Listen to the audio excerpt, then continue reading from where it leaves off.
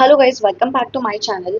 और आज हम स्टार्ट करने वाले हैं 12th का पार्टनरशिप फाइनल अकाउंट। जैसे हमने 11th में सीखा था सोल प्रोप्राइटरशिप फाइनल अकाउंट, वैसा ही ये पार्टनरशिप फाइनल अकाउंट है। तो ज़्यादा डिफरेंसेस नहीं है, सिर्फ यहाँ पर पार्टनरशिप आ जाती है। तो इसमें भी हम trading account, profit and loss account और बैलेंस शीट बनाते हैं। तो जस्ट क्विक कि हम लोग ट्रेडिंग अकाउंट में क्या डालते हैं, प्रॉफिट एंड लॉस में क्या डालते हैं और बैलेंस शीट में क्या डालते हैं, ये हम एक बार के लिए गो थ्रू कर लेते हैं। उसके बाद we will start question and answers. ठीक है, एडजस्टमेंट स्टार्ट करेंगे, क्वेश्चन एंड आंसर स्टार्ट करेंगे, सो दैट इसमें ज़्यादा टाइम वेस्ट ना हो। और अगर लगा कि आपको डिटेल में सीखना है, कुछ और करना है, तो आप मुझे सिर्फ कमेंट कर देना, ठीक है, आई विल गिव इट। तो start with the trading account. जो ट्रेडिंग अकाउंट हमेशा क्या होता है, फैक्ट्री अकाउंट होता है। तो इसमें हमें ज़्यादातर purchases, opening stock, factory related जो भी एक्सपेंसेस होते हैं और जो भी इनकम होते हैं, हम वो डालते हैं। तो let's begin with the trading account first. Trading account, हमारे ट्रेडिंग अकाउंट में फर्स्ट क्या आता है, ओपनिंग स्टॉक, फिर परचेज, रिटर्न आउटवर्ड मतलब परचेज रिटर्न है तो हम वो परचेज से माइनस कर देंगे। देन कैरेज इनवर्ड, परचेज के रिलेटेड हमने कुछ खर्चा किया है, परचेज को अंदर लाने के लिए कुछ खर्चा किया है, वो भी यहाँ पे आते हैं carriage inward. Freight, dock charges, custom duty, wages, productivity, manufacturing wages, to wages and salaries, to import duty, to coal, coke, gas, motor power, oil, water creep, to royalty on purchase or production, to primary packing charges, to factory lighting and heating, to factory rent and rates, to factory insurance, to works manager salary। And बाद में यहाँ पे अगर debit balance आ गया तो हम क्या करेंगे यहाँ पे, टू क्रॉस प्रॉफिट।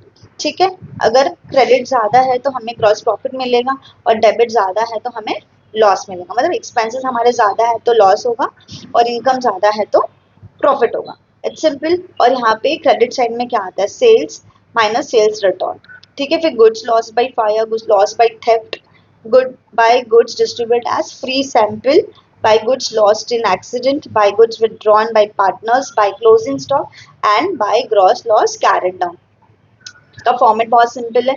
यहाँ पे डेबिट आता है, यहाँ पे क्रेडिट आता है, particulars amount, amount particulars amount, amount. ठीक है, अब यहाँ पे एक चीज होती है जो यहाँ पे नोट्स में लिखा हुआ है, जैसे कि ये वाली चीजें वेजेस एंड सैलरीज। यहाँ पे हमारे कहाँ पे वेजेस एंड सैलरीज, यहाँ पे वेजेस एंड सैलरीज है तो हम उसे ट्रेडिंग अकाउंट में लिखेंगे। अगर यही वेजेस एंड सैलरीज की जगह पे दिया होगा सैलरीज एंड वेजेस, तो हम उसे प्रॉफिट एंड लॉस अकाउंट में लिखेंगे। तो यही इस नोट्स में लिखा हुआ है। यहाँ पे नोट्स में क्या लिखा हुआ है, सी, तो यहाँ पे नोट्स में क्या लिखा हुआ है, when the item wages and salaries is given in which wages are appearing first, it should be transferred to trading account debit side, and when the item salaries and wages is given in which salary appears first, it should be transferred to profit and loss account debit side। ठीक है, okay, so this is perfectly perfect. आपको सिर्फ ये items याद करने हैं कि ये आइटम ट्रेडिंग अकाउंट में कहाँ जाएंगे, debit side, credit side. And now will move on to profit and loss account. ठीक है, अब प्रॉफिट एंड लॉस अकाउंट में भी सारे एक्सपेंसेस जो हम ऑफिस में करते हैं, it's all about office related expenses. और ट्रेडिंग अकाउंट में क्या होता है, फैक्ट्री रिलेटेड एक्सपेंसेस होते हैं। तो आपको लॉजिकली आप मोस्ट सी चीज़ें याद रख पाओगे। हाँ, बट कोई ना कोई आइटम में कंफ्यूजन हो जाता है, तो जहाँ पे आइटम्स कंफ्यूजन होता है वहाँ पे उसकी भी मैं एक लिस्ट दे दूंगी, तो सो दैट हमें कंफ्यूजन ना रहे एग्जाम पॉइंट ऑफ व्यू। ठीक है, so let's start with the profit and loss account. अब प्रॉफिट एंड लॉस का भी same, debit, credit, particular amount, amount, amount and profit and loss account for the year ended. ठीक है, यहाँ पे लिखेंगे profit and loss account for the year ended. Year ended जो भी रहेगा, 31 मार्च 2019, 31 मार्च 2020, 31 मार्च 2020, जो भी ईयर आएगा वो आपको लिखना है। ठीक है, again let's begin with the all kind of expenses which you are getting into the profit and loss account। So to salaries and wages, I already told you, अगर wages and salaries आएगा तो trading account में जाएगा और salaries and wages आएगा तो फिर PL account में जाएगा। Rent and taxes, insurance, electricity, lighting, telephone, postage, printing, stationery, traveling expenses, depreciation on assets, loading charges, audit fees, entertainment expenses, repairs, renewables, maintenance, interest on loan, sundry miscellaneous expenses, conveyance, loss by fire, loss by theft, loss in accident, goods distributed as a free sample, commission allowed, given, discount allowed, allowances, advertisement, carriage outward, carriage inward वहाँ पे जाएगा, carriage outward PNL में आएगा, sales charges, bad dates, export duty, taxes, general expenses, trade expenses, legal charges, professional charges, bank charges, to solicitor fees, secondary packing charges, loss on sale of fixed assets, to net profit transfer to partners capital account। तो यहाँ का जो भी net profit आएगा वहाँ पे हमें क्या मिलता है, gross profit. Trading account, what trading account gives gross loss और ग्रॉस प्रॉफिट। ठीक है, तो ये ग्रॉस प्रॉफिट कहाँ पे चला जाएगा, यहाँ पे चला जाएगा हमारा पीएनएल के क्रेडिट साइड में, ग्रॉस प्रॉफिट। और अगर लॉस हुआ तो यहाँ पे आ जाएगा टू ग्रॉस लॉस। अब हमें पीएनएल से क्या मिलेगा, ग्रॉस प्रॉफिट मिलेगा या फिर नेट प्रॉफिट मिलेगा या फिर नेट लॉस मिलेगा, ठीक है। जो भी मिलेगा वो हम पार्टनर्स कैपिटल अकाउंट या करंट अकाउंट में ट्रांसफर कर देंगे। इट डिपेंड्स कि हम कौन सा मेथड फॉलो कर रहे हैं। अगर फ्लक्चुएटिंग मेथड है तो हम कैपिटल अकाउंट में ट्रांसफर कर देंगे, और अगर फिक्स मेथड है तो करंट अकाउंट में ट्रांसफर करेंगे, ठीक है। जब आगे जाएंगे प्रॉब्लम्स एक्सप्लेन करेंगे, सब कुछ बहुत ईजी, कोई टफ नहीं है, बहुत ईजी है, और इसमें आपका जो 12 मार्क्स है आप इजीली ले सकते हो, ठीक है।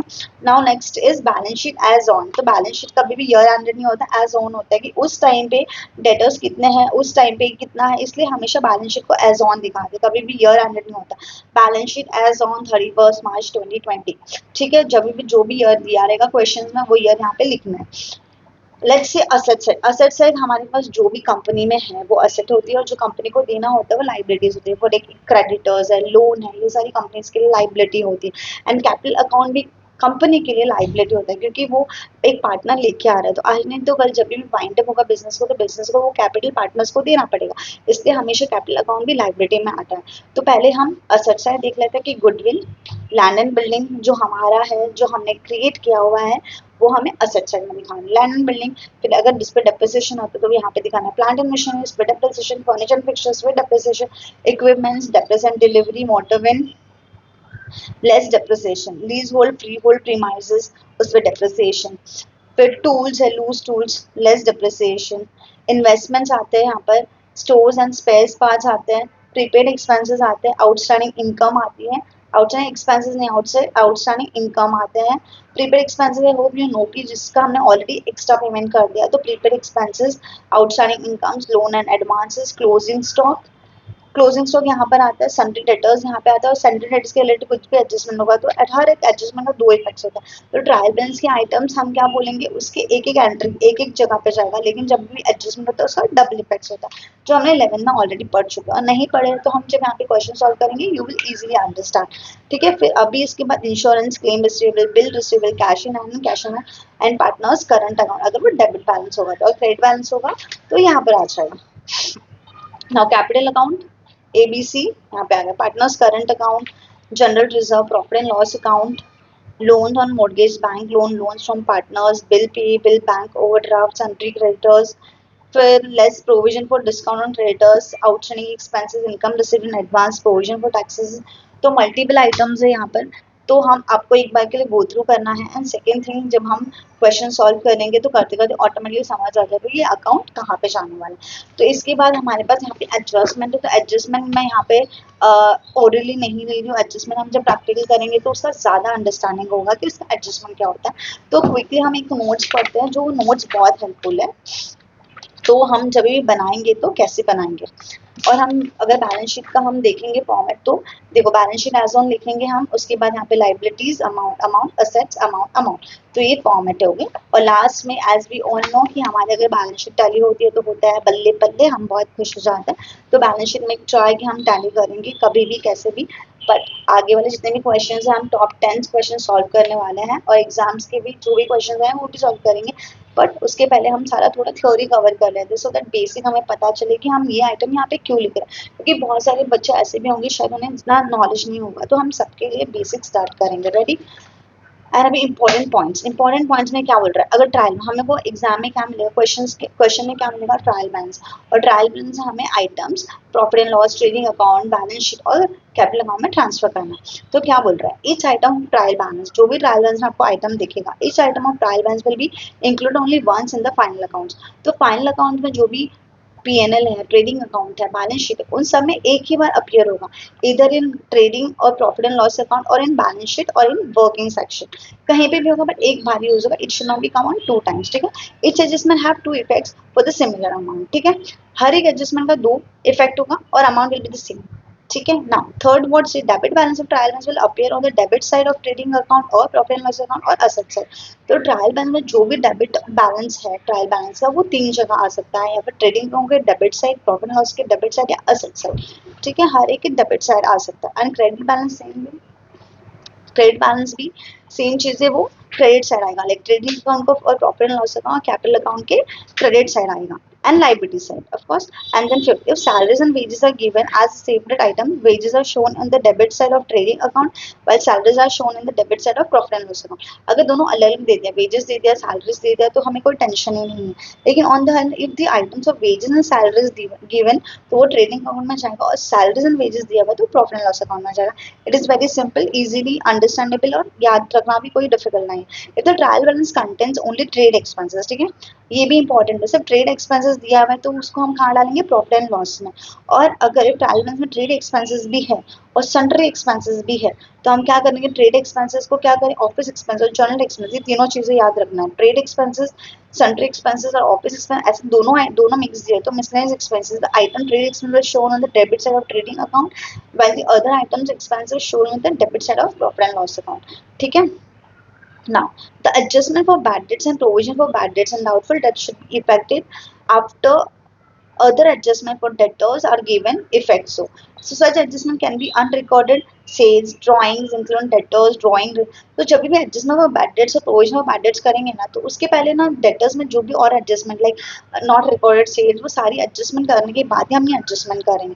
तो ये सारी थोड़ी सी कॉम्प्लिकेशन वाली एडजस्टमेंट है. थ्योरी पे जाओगे तो आपको इतना अंडरस्टैंडिंग नहीं होगा जितना हम प्रैक्टिकल करेंगे. तो जब हम प्रैक्टिकल करेंगे तो ये ज़्यादा है.